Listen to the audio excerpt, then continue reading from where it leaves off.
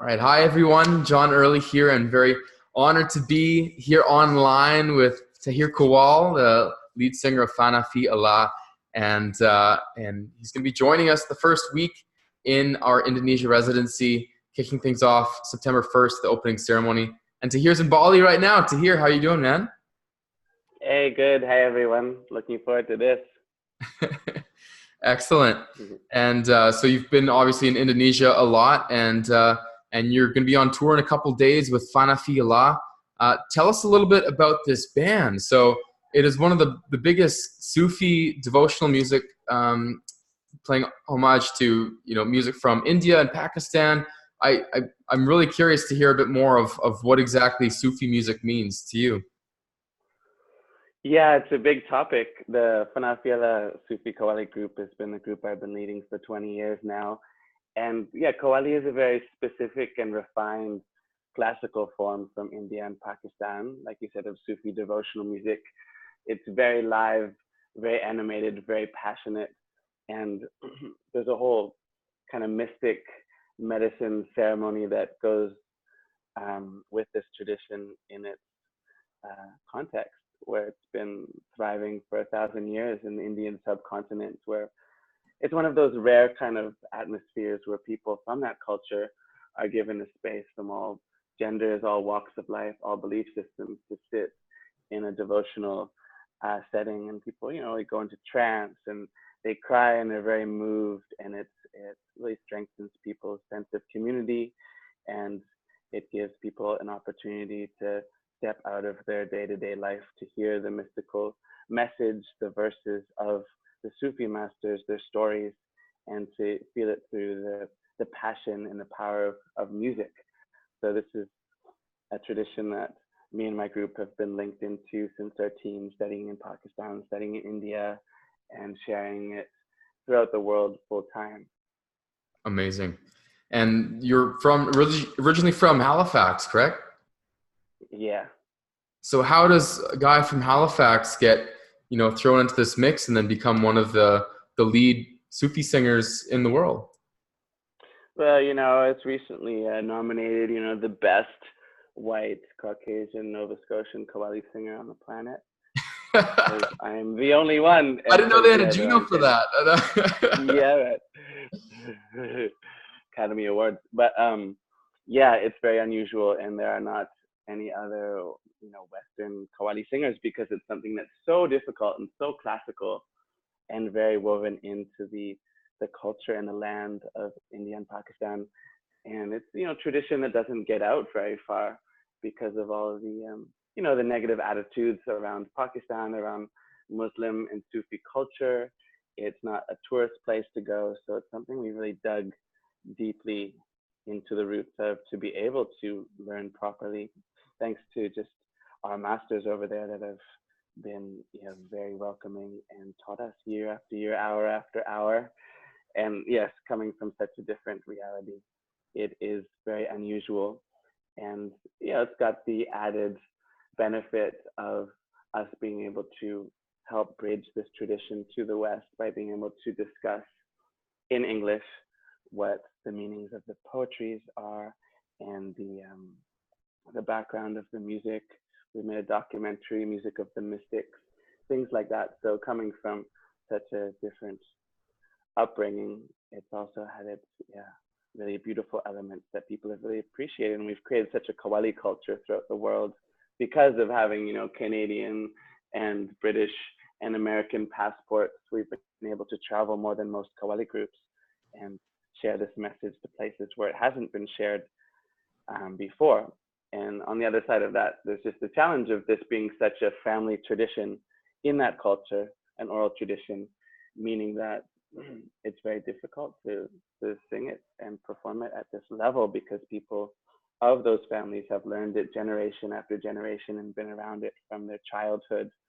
So, but the challenge is part of what propels us forward to the ambition and enthusiasm to learn this music. That challenge, that hurdle, is also something that encourage us to feel like we can transcend it and go beyond the boundaries of what has been done before in this realm.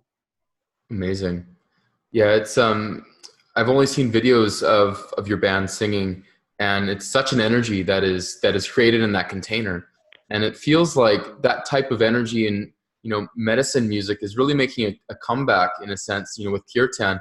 So how does kirtan and Sufi devotion music, uh, how does that, what's the link there? What are the differences there? Yeah, there's a lot of commonality in its roots. And like to compare in the way we might see it, it feels like there's quite a rift between the two. But for example, you have like the kirtan culture comes from the eclectic devotional culture of Indian subcontinent for hundreds of years, where outside of the formalized ritualistic Hinduism, kirtan is a way that people have been able to get together and create a devotional space. And they don't have to be a master musician. It doesn't have to have like a presiding Brahmin or priest. People can sing it at home, at the home temple, or under a little temple at a tree, or in the temple, or just at any event. So kirtan is very beautiful in that way, that it's available for all, and it's a very precious part of the culture. And as people know, it was created by this great saint and master, Sri Chaitanya Mahaprabhu, who, like many of the Sufis of that time, broke through a lot of those challenges of caste and creed that were dividing people in that time, and kind of broke out of that formula of like the priestly kind of needing to have a middleman to sing to God or to the beloved.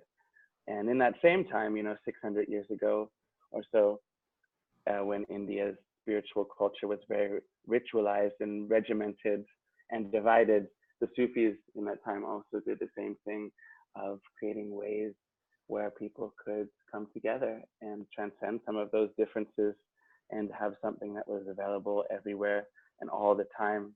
Qawwali, is, you see it sung on the streets at little shrines, and you see it in gatherings where there's like little kids, and there's like people in their fancy suits, and then there's like people that just came off the street that are homeless, and there's men, and there's women, and there's Hindus, and there's Sikhs, and there's Muslims. So it's similar in that way. And musically, it also has that element of being very trance-like and rhythmic, where you build a certain theme, and the theme could be very simple or very complex. And most of the themes of Qawwali are quite complex in that it's very poetically driven, and the poetry is very, it's very profound, but it also has that really strong, driving, just passionate, wild abandon sort of energy behind it that the Sufis are well known for. I could go on and on, but yeah, the two traditions are very linked.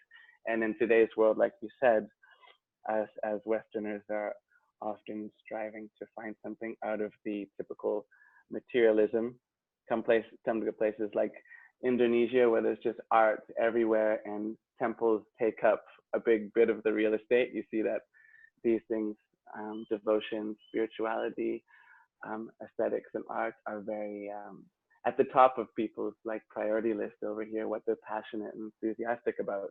While in the West, things are just often cubes, and people are just trying to make enough money to pay for their cube. And in that way, these traditions are really emerging as ways for people to gather, to tune into that communal experience of devotion, of learning about culture, of sharing music, being in that language that transcends borders and boundaries, music, as we all know. So yeah, the time is right for sure. Excellent. Yeah, I was just going to ask if you could take one lesson from your time in the music and culture from the East and take it West, what would it be? And it feels like you just answered that. Like it would be more devotion. Is that correct? What you feel would be one of the biggest differences in the cultures? Yeah, I mean, it's hard to generalize, and things have been changing a lot in the Indian subcontinent. But luckily, we have a link to the golden age, pre YouTube and mobile phones, through like the lineage of our masters, and have a glimpse into what it was like. And yeah, there's a lot of things that are valuable, and a lot that I have learned and can learn.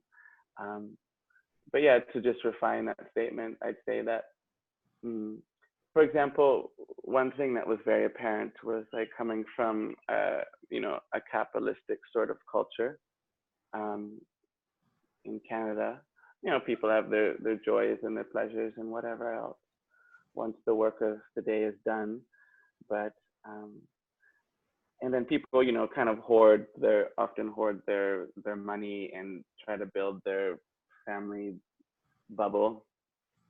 While in the East, there's this whole thing of like giving something to somebody, whether it's like a song or a taste of poetry, or giving them whatever piece of material, whether it's a chai or an orange or anything, or piece of clothing. It's that they find overall such a greater pleasure in that sense of offering something and giving something versus collecting and keeping it and storing it, which we do in the West on so many levels, from bank accounts to book collections to antiques or whatever. And so that was something that really transformed me, to just feel the value of, yeah, devotion, abandoning oneself for the greater pleasure, whether it's a communal pleasure or it's just the pleasure of the beloved, and to extract oneself from the self-obsessed constant cycle of desire, as is communicated in many faiths and religions. Yeah. I'm so excited to get in a lot deeper with you in residency, and have some of these workshops and talks and open forums, and as well some of the music. Yeah. I don't want to put you on the spot, but if you're able to have a little mantra, if you have any little snippets of songs that mean a lot to you, if you're able to give us a little taste of Qawwali. Yeah, just a little taste. I'm not sure how good the audio is though.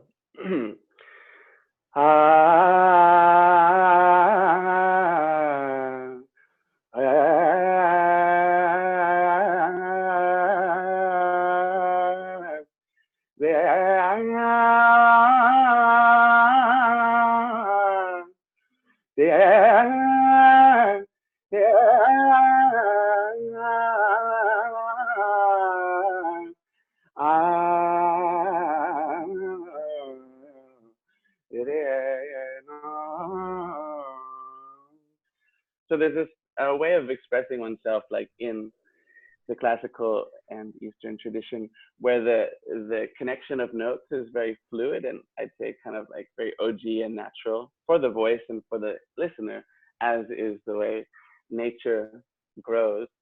And in the whole process of learning this music and sharing it in like workshop settings and classes, that's one of the beautiful journeys we go on, of how to link notes and ornament notes in ways that are very fluid and very expressive, that have a lot of room for creativity and improvisation. Wow, it's so powerful, and it transcends that sound and that music so much more than the traditional music that we would have in the West. And yeah, I guess it does just kind of hit you in the spot where it makes you want to go deeper and have a further belief in things. And yeah, I'm just really curious if there's any other places that you feel it taps into that you can't really get out of a rock and roll chorus or a pop song or something like that. Like where does that, do you find that there's that transcendence? You said that there's the trance state that you get into. Do you feel like you need to kind of get there to really enjoy it, or to sing it as well? Yeah, I mean, it's really an intention. It doesn't depend completely on the style, the genre of the music, but it's what's behind it and from what place it's sung. Just like, for example, there's this interesting schism in Sufism and Islam, because Sufism for the most part comes out of like an Islamic cultural heritage background. And there's this, you know, these, as many of you have read listening out there, the poetry of Hafiz or Rumi or Jami, all these Hafiz poets. is great. He's And he's so clever. I yeah, love they write and speak from this very transcendental place, where they, you know, are in a moment of feeling the binds of separation loosened, and feel that union with God, that oneness. And so, you know, a lot of the religious people that are in their system of ethics really strong, they'll read something like that and say it's blasphemy. It's like, oh, you're saying you're God, and they don't understand that the you is no longer this like little ambitious ego self in there. So in the same way, that's the essence of devotional music. It's motivated by that yearning to unite with the beloved and basically share a sensation, a feeling, a knowing that we are beyond this separate self that's so contracted into its own bubble of belief and feeling. And so from that place, the music, even Indian classical music, for example, the way that it's taught and the way that it's like understood comes from a place of sentiment and a space of like spiritual yearning, spiritual awakening, the awe. And the music that comes from that space easily induces that state from those that listen. And so in the process of like singing, I'm used to just being in it so much, but there's this unfolding that happens, this unveiling where, yeah, like I said, those binds of separation and our belief systems, our stories, our concept of right and wrong, of truth and untruth, it slowly dissolves the more and more profoundly that one enters that state of devotion. And yeah, it's very captivating and it's engrossing. So it's something that can be shared. I come from, like I said, Nova Scotia, and I left home, ran away from home when I was 16 and spent 5 years in the Himalayas as a sadhu in Tibet and the high mountains of India in meditation, pranayama, and different kinds of practices, and was very like a hermit lifestyle, ascetic lifestyle. And in all those years of doing that, there was times, deep in my own process where there would be like a traveling minstrel, some kind of devotional music. There's a lot of different genres of wandering yogis that sing also, and feeling how that sentiment and that taste of God can be transferred through the voice and through music really struck me. So that's what actually pulled me into this music when I was 21 and started the group and started learning. But yeah, it's definitely available and freely given within that culture of it. Yeah, so well said. Thank you. And yeah, the group's been, I said, you've been with them almost 20 years now, correct? Yeah. Amazing. And so I'm really excited to just jump into these conversations for a lot longer than just the short time we have here. But what else are you excited for in residency? I know there's a lot of other things on tap. We've got some other guest teachers coming in. Are there some movement classes you're excited about, or just even to have that community container? Well, I kind of want to hang out with you mostly, but other than that, we'll go surfing. Yeah, it was really awesome to be at what's that festival we were at in Costa Rica again? Envision. Yeah, that's when we first met, for sure, at our circus theme camp. Yeah. All of a sudden you disappeared to go on stage with Trevor Hall. I was only flirting with him. So yeah, connecting at that festival was my first taste of the Momentum mob. And after tuning in and seeing all the links, it's been interesting how our paths have woven over the past through myriad festivals and that. And then here in Indo. So there's a lot of commonality there. And I'm really excited about, the whole concept of a retreat and where it is, and like a temporary community is something very special, and delving into elements of movement, of play, of study, and of just overall community is something that I'm very excited about, because it's rare, and it's rare that people give themselves the opportunity to step out of their little bubbles of, cliques, in groups and out groups, to really connect with other people that have that are very open-minded to come and to learn and to explore with each other on many levels. So just overall, it's going to be a surprise in many ways, but excited to be there and just connect with people and have the opportunity to really explore something new and be surprised and be open to that. Amazing. Yeah, we're really excited. And again, you'll be with us for the opening ceremony September 1st for the first week of residency, and it'll be running until the end of October.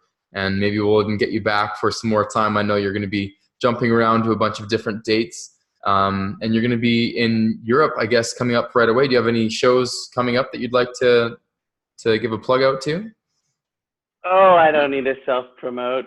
We've got promoters for that. But one thing that is interesting, I mean, we're going back on, we've toured Europe many times in a couple of days. We'll be just hitting the usual spots like Ibiza in Spain, and about 4 major world music festivals in France, Prague, Berlin, lots of places, and then hitting the Beloved Festival to headline that for 1 day in Oregon, and then head straight back to Russia for Moscow and St. Petersburg, and that's all within a few weeks. So there's a lot of interesting things there.